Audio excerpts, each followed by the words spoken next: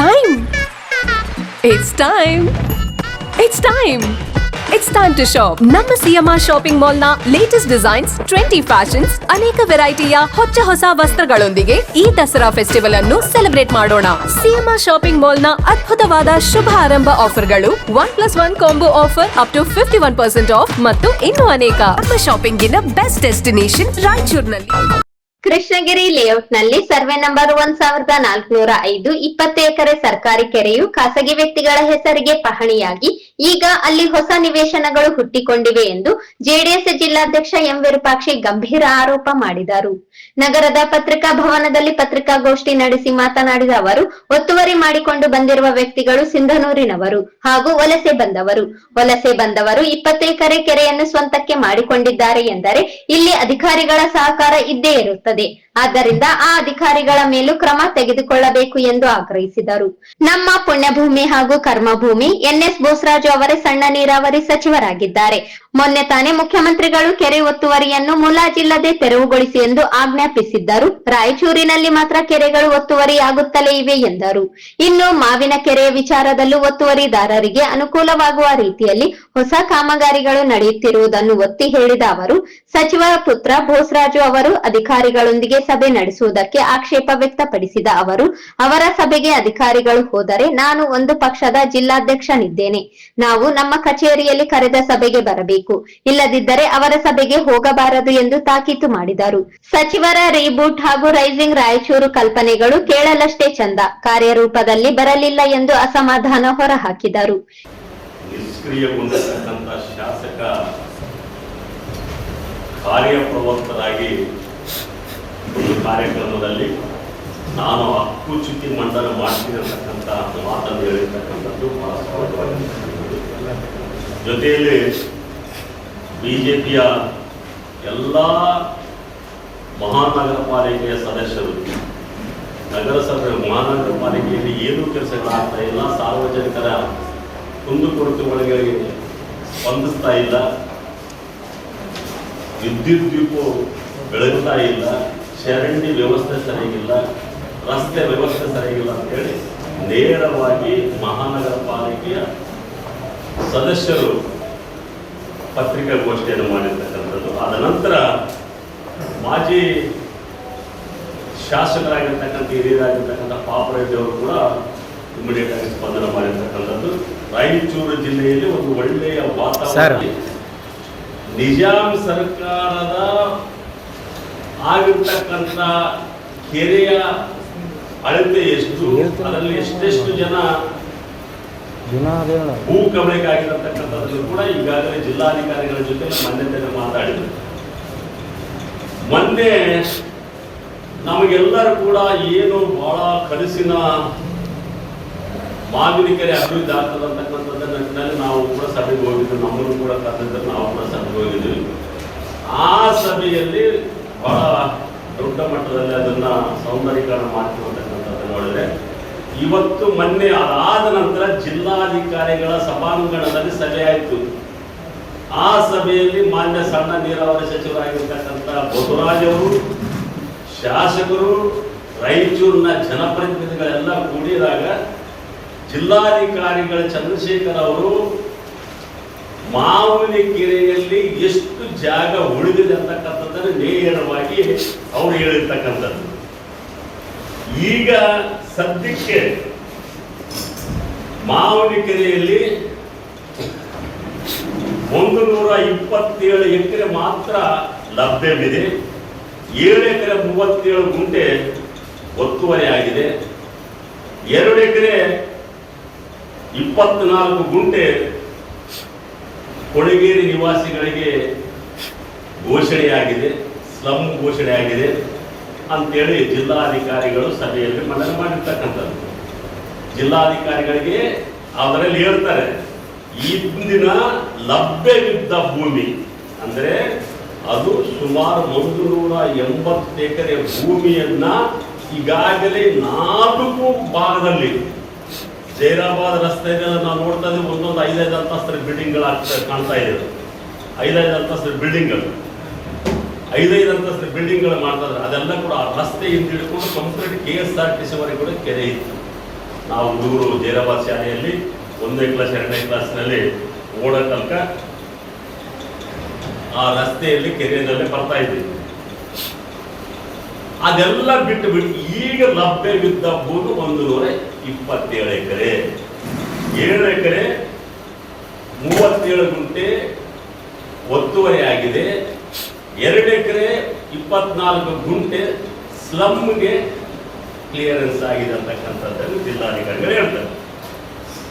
ನಾವು ಆಶಾಭಾವನೆ ಏನಿತ್ತಂದ್ರೆ ಗುಲ್ಬರ್ಗದ ಅಪ್ಪ ಕೆರೆ ಏನಿತ್ತಲ್ಲ ಅದ್ರ ಸುತ್ತ ಸಾರ್ವಜನಿಕರಿಗೆ ಪ್ರದಕ್ಷಿಣೆ ಮಾಡಲಿಕ್ಕೆ ಬೋಟನ್ನು ಕೊಟ್ಟು ಅದರಲ್ಲಿ ಸಾರ್ವಜನಿಕರು ಒಳ್ಳೆಯ ರೀತಿಯಲ್ಲಿ ಮಾಡ್ತಾರೆ ಅಂದ್ಕೊಂಡಿದ್ದು. ಆದರೆ ಒಳಗಡೆ ಕೆರೆ ಒಳಗಡೆ ರಸ್ತೆ ನಿರ್ಮಾಣ ಮಾಡಿ ಮತ್ತಿಷ್ಟು ಒಂದು 10 ಎಕರೆ ಒತ್ತುವರಿ ಆಗಿರ್ತಕ್ಕಂಥದ್ದು. ಇವತ್ತು ಮಾವಿನಕೆರೆ ಹೆಚ್ಚು ಕಡಿಮೆ 100 ಎಕರೆಗೆ ಉಳಿತಾಯ ಆಗಿರ್ತಕ್ಕಂಥದ್ದು. ಒಂದು 20 ಎಕರೆ ಸಾರ್ವಜನಿಕರ ಉಪಯೋಗಕ್ಕಾಗಿ ಯಾರದೇ ಭೂಮಿ ಇದ್ರೂ ಕೂಡ ಅದನ್ನ ಸರ್ಕಾರ ತೆಗೆದುಕೊಳ್ಳಬಹುದು ಅಂತಕ್ಕಂಥದ್ದು. ಭೂ ಸ್ವಾಧೀನ ಮಾಡಿಕೊಳ್ಳಲಿಕ್ಕೆ ಸರ್ಕಾರ ಕಾರ್ಯ ಹೇಳ್ತದೆ. ಇವತ್ತು ಯಾವುದೇ ಒಂದು ಪ್ರಾಜೆಕ್ಟ್ಗೆ ಇವತ್ತು ರಸ್ತೆ 8 ಚತುಷ್ಪಥ ರಸ್ತೆಗಳಿಗೆ ಯಾರನ್ನ ಕೇಳಲಿಲ್ಲ ರೈತರನ್ನು ಮಾತಾಡಿಸಲಿಲ್ಲ. ರೈತರ ಭೂಮಿಗಳನ್ನ ಕಬ್ಜೆಗಳು ಮಾಡ್ಕೊಂಡ್ರು, ಸ್ವಾಧೀನ ಮಾಡ್ಕೊಂಡ್ರು, ರೈತರಿಗೆ ಪರಿಹಾರ ಘೋಷಣೆ ಮಾಡಿದ್ರು. ಅದೇ ರೀತಿಯಲ್ಲಿ ಮಾಡಿ ಅದನ್ನ ಸೌಂದರೀಕರಣ ಮಾಡಬೇಕಂತಕ್ಕಂಥದ್ದನ್ನ ಒಂದು ಕಡೆ ಹೇಳ್ತಾರೆ. ಇದು ರಾಯಚೂರಿನಲ್ಲಿ ಕೆರೆಗಳು ಸಣ್ಣ ನೀರಾವರಿ ಮಂತ್ರಿ ಈಗ ನಾನು ಒಂದು ಒತ್ತಾಯವನ್ನು ಮಾಡ್ತೀನಿ.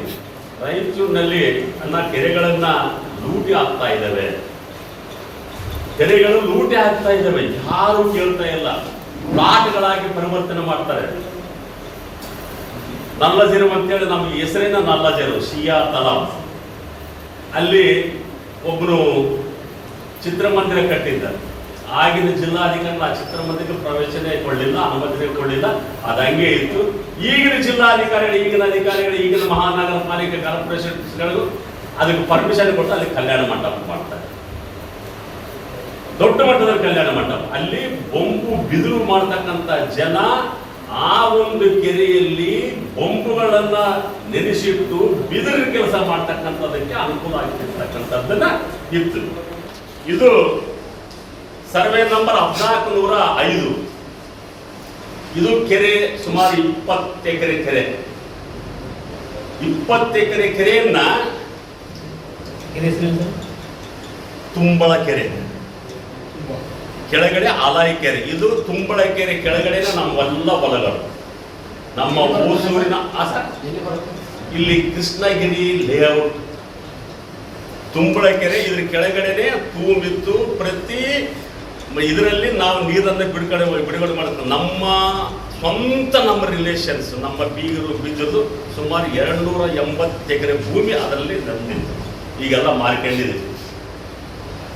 ಆ ಕೆಳಗಡೆ ಹಲಾಯಿ ಕೆರೆ ಅಂತೇಳಿ ಈ 2 ಕೆರೆಗಳನ್ನ ಕಂಪ್ಲೀಟ್ ಆಗಿ ಹೋಗಿದೆ. ಇದು 1405 ಸರ್ವೆ ನಂಬರ್. ಇದರಲ್ಲಿ ಒಂದು ಕೆರೆಯನ್ನ ಮಂಜೂರು ಮಾಡ್ತಾರೆ. ಒಂದು ಕೆರೆಯನ್ನ ಪಾಣಿಗಳಾಗಿ ದಾಖಲೆಗಳ ಕ್ರಿಯೇಟ್ ಮಾಡ್ತಾರೆ. ಬೊಬ್ಬ ರಾಮಕೃಷ್ಣ ಅಂತೇಳಿ. ಬೊಬ್ಬ ರಾಮಕೃಷ್ಣ ಇವನು ಸಿಂಧನೂರಿನ ನಿವಾಸಿ. ಬೊಬ್ಬ ರಾಮಕೃಷ್ಣ ಅಂತೇಳಿ ಸಿಂಧನೂರಿನ ನಿವಾಸಿ. ಇವನು ವಲಸೆ ಬಂದಿರತಕ್ಕಂಥವನು, ಆಂಧ್ರದಿಂದ ಕರ್ನಾಟಕ ವಲಸೆ ಬಂದಿರತಕ್ಕಂಥವನು. ಕೃಷ್ಣಗಿರಿ ಹಿಲ್ಸ್ನ ಮಾಲೀಕ, ಬಣಿರಾಜನ ಮುಖ್ಯ ಮಾಲೀಕ, 2ನೇ ಮಾಲೀಕ ಬೊಬ್ಬ ರಾಮಕೃಷ್ಣ. ಸುಮಾರು 20 ಎಕರೆ ಭೂಮಿಯನ್ನ ಪಾಣಿಗಳನ್ನ ಮಾಡಿ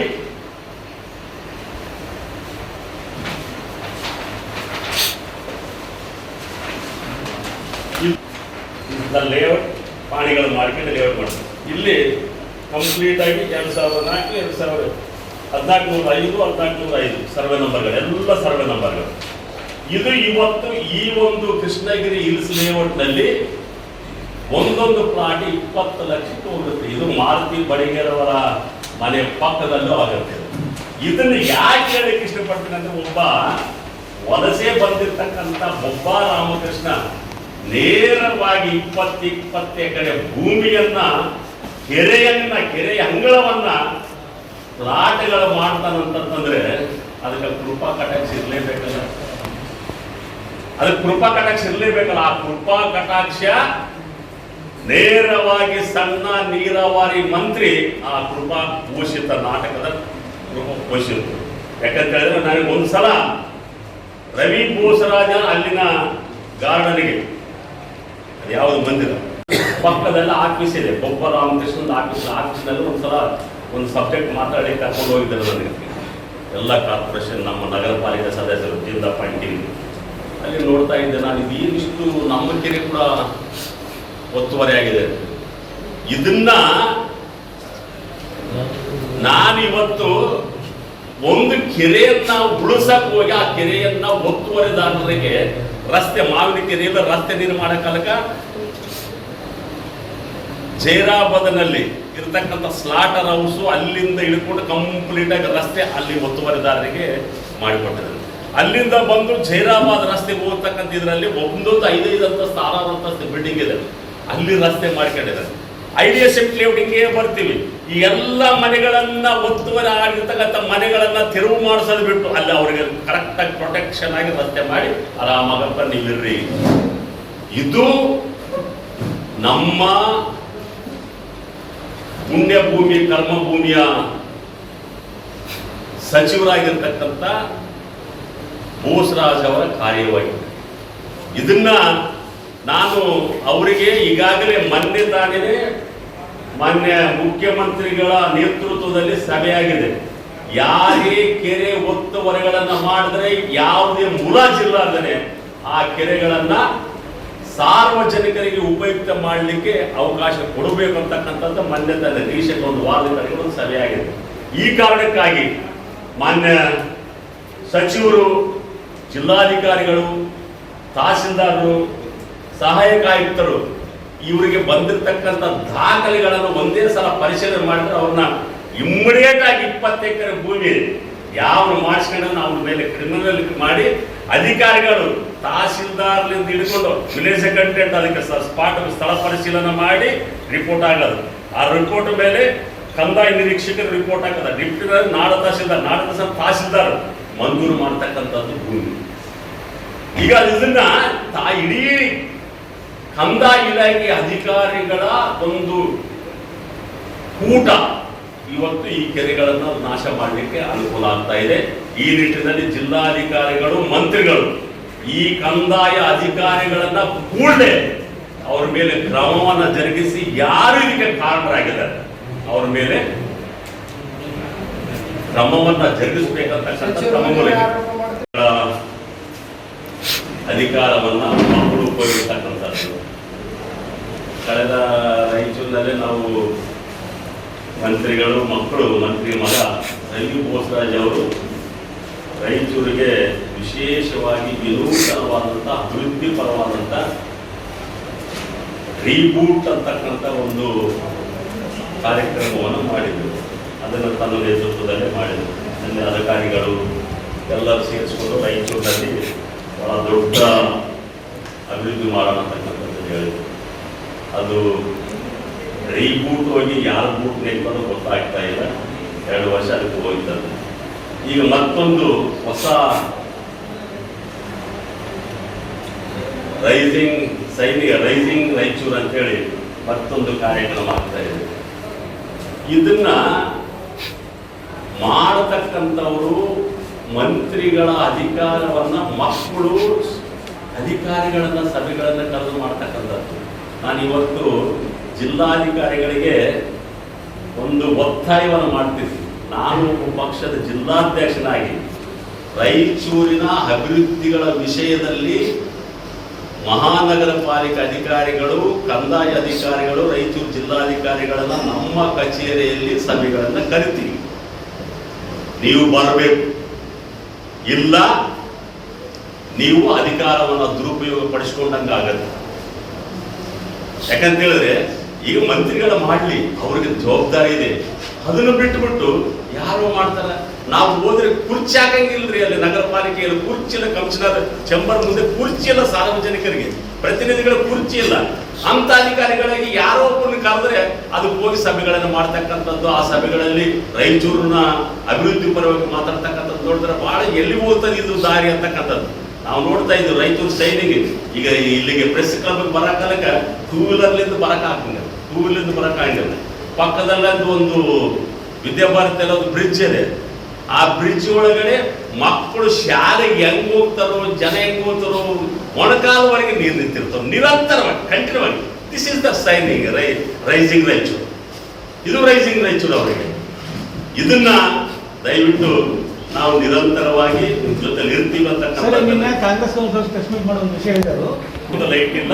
ನೀವು ಇವತ್ತು ರಾತ್ರಿ ನಮ್ಮ ಜೊತೆಯಲ್ಲಿ ಬರ್ತದೆ ಅವರಿಗೆ ಸರ್. ಈಗ ಬೋಸರಾಜ್ ಅವ್ರು ನಾನು ಹೇಳಿದೆ ಲಾಸ್ಟ್ ಟೈಮ್, ಬೋಸರಾಜ್ ಅವರು 2 ಕೋಟಿ ಕೊಟ್ಟಿದ್ರು. ಅದನ್ನು ಕೆಲಸ ಮಾಡಿರ್ತಕ್ಕಂಥ ಕೌನ್ಸಿಲರ್ಗಳು, ಕಾರ್ಪೊರೇಟರ್ಸ್ ಯಾರು, ಶ್ರೀನಿವಾಸ ರೆಡ್ಡಿ ಅಂಡ್ ರಮೇಶ್ ಬೆಲ್ಲಂ, ಇವರು ಒಂದು ಲೈಟ್ ಹಾಕಲಿಲ್ಲ 2 ಕೋಟಿ 100 ಅಡ್ಡುಬಿಟ್ರು. ಹೌದಾ? ನಂತರ 95 ಲಕ್ಷ ನಗರ ಪಾಲಿಕೆಯಿಂದ ಲೈಟ್ಗಳು ಖರೀದಿ ಮಾಡಿದ್ರು. ಅದು ಅಲ್ಲಿಗೆ ಮುಗಿದಾದ. ಮತ್ತೆ 1,75,000 ಮತ್ತೆ ಮೊನ್ನೆ ನಿನ್ನೆ ಪ್ರಶ್ನೆಗೆ ಹೇಳಿದ್ರೆ ಎಲ್ಲಿ ಮಾಡಿದ್ರೆ ಸರ್? ಸಿಟಿ ಒಳಗಡೆ ಇದು ನಮ್ಮ ರಾಯಚೂರಿನಲ್ಲಿ ಇರ್ತಕ್ಕಂಥದ್ದು RTO circle to OPEC circle ವರೆಗೆ ಒಂದು ರೋಡ್ ರಸ್ತೆ, ಇಲ್ಲಿಂದ ಅಲ್ಲಿ ಒಂದು ರಾಡೆ. ಇನ್ನು ಎಲ್ಲ ಸ್ಲಮ್ಗಳು, ಈ ಸ್ಲಮ್ಗಳಲ್ಲಿ ಲೈಟ್ ಹಾಕ್ತಾರೋ ಇಡ್ತಾರಂತ ನಾವು ಮೇನ್ ರೋಡ್ ಇಲ್ಲ. ಈಗ ನಮ್ಗೇನಾಗಿದೆ, ನೀವು ನಾವು ಇಲ್ಲೆಲ್ಲ ನಾವು ಸ್ಟ್ರೈಕ್ ಮಾಡ್ತೀವಿ ಸರ್. ರಾಯಚೂರು ಜನ ಎಲ್ಲ ಸಂಘಟನೆಗಳ ಸ್ಟ್ರೈಕ್ ಮಾಡ್ತಾರೆ. ಎಲ್ಲಿ? ಟಿಪ್ಪು ಸುಲ್ತಾನ್ ಗಾರ್ಡನ್ ಅಲ್ಲಿ. ಟಿಪ್ಪು ಸುಲ್ತಾನ್ ಗಾರ್ಡನ್ ಒಂದು ಶೆಡ್ ಹಾಕಿದ್ದಾರೆ, ಅದು ಬೋಸರಾಜ್ ಅವರ ಅನುದಾನ. ಆ ಬೋಸರಾಜ್ ಅವರ ಒಂದು ಶೆಡ್ಡಿಗೆ 2.5 ಕೋಟಿ ಆಗ್ತದೆ.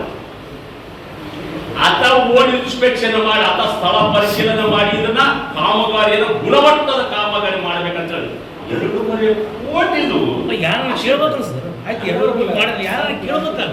ಕೇಳೋರು ಇಲ್ಲಲ್ಲ, ಯಾರು ಕೇಳಿರಿ?